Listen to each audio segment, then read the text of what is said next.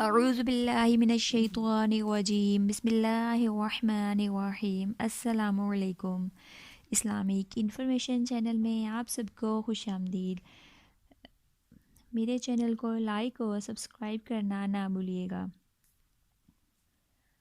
وضو اور نماز کے ساتھ ساتھ میں آپ کو قصص الانبیاء کے بارے میں بھی آگاہی دوں گی۔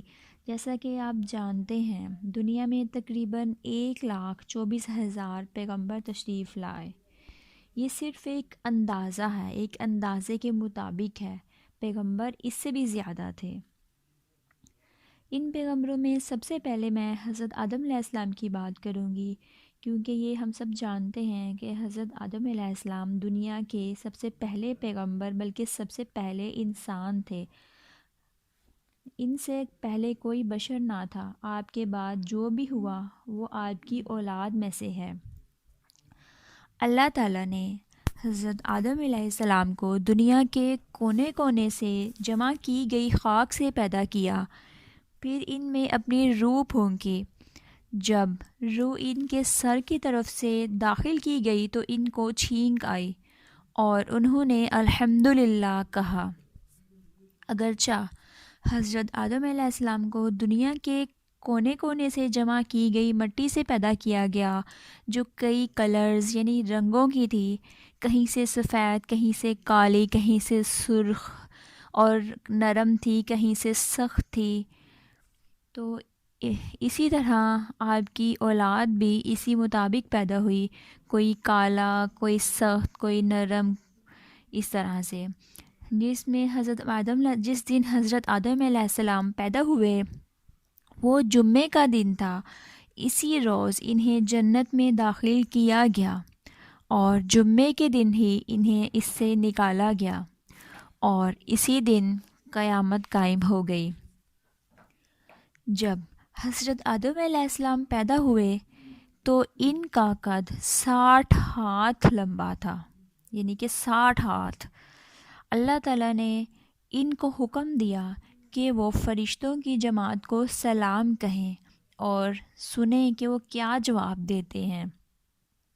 آپ کا اور آپ کی اولاد کا سلام کا طریقہ بھی یہی ہوگا۔ تو آپ نے فرشتوں کو سلام کیا، فرشتوں نے جواب میں کہا وعلیکم السلام ورحمۃ اللہ وبرکاتہ۔ سلام کرنے کے بعد اللہ تعالیٰ نے فرشتوں کو حکم دیا کہ وہ آدم علیہ السلام کو سجدہ کریں۔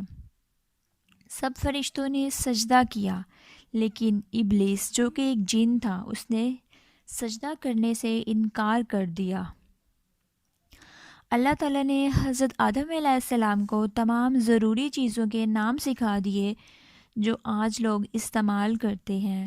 ان کو تمام جانور، جاندار، دریا، پہاڑ اور ان کے افعال کے نام سکھا دیے۔ اب اللہ تعالیٰ نے فرشتوں سے کہا کہ تم بھی ان چیزوں کے نام بتاؤ، تو وہ کہنے لگے یا اللہ تیری ذات پاک ہے، جتنا علم تو نے ہمیں بخشا ہے اس کے علاوہ ہمیں کچھ بھی معلوم نہیں۔ پھر اللہ تعالیٰ نے حضرت آدم علیہ السلام سے کہا کہ تم ان چیزوں کے نام بتاؤ۔ انہوں نے بتا دیے۔ پھر اللہ تعالیٰ نے کہا کہ کیا میں نہیں تمہیں کہتا تھا کہ زمینوں آسمانوں کے تمام پوشیدہ راز میں جانتا ہوں۔ ابلیس فرشتوں کی جماعت سے تعلق نہیں رکھتا تھا، وہ ایک جن تھا۔ فرشتوں کو اللہ نے نور سے پیدا کیا اور جن کو شعلہ مارتی ہوئی آگ سے پیدا کیا۔ فرشتے اللہ تعالیٰ کی نافرمانی نہیں کرتے۔ جن کاموں کا ان کو حکم دیا جاتا ہے وہ بجا لاتے ہیں، جبکہ جن میں سے کچھ پیروی کرتے ہیں اور کچھ سرکش ہو جاتے ہیں۔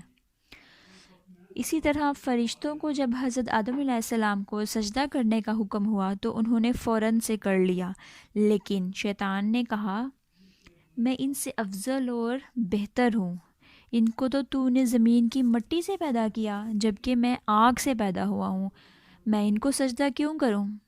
شیطان نے سجدہ کرنے سے انکار کر دیا اور وہ تکبر میں آ گیا۔ اللہ تعالیٰ کو اس کا تکبر بہت ہی برا لگا، جس کی وجہ سے وہ قیامت تک اپنی سزا بھگت رہا ہے۔ اللہ تعالیٰ ابلیس سے ناراض ہو گیا اور اس کو حکم دیا کہ تو میری بارگاہ سے نکل جا، تو مردود ہے، اور اس کا مقام اور مرتبہ بھی چھین لیا۔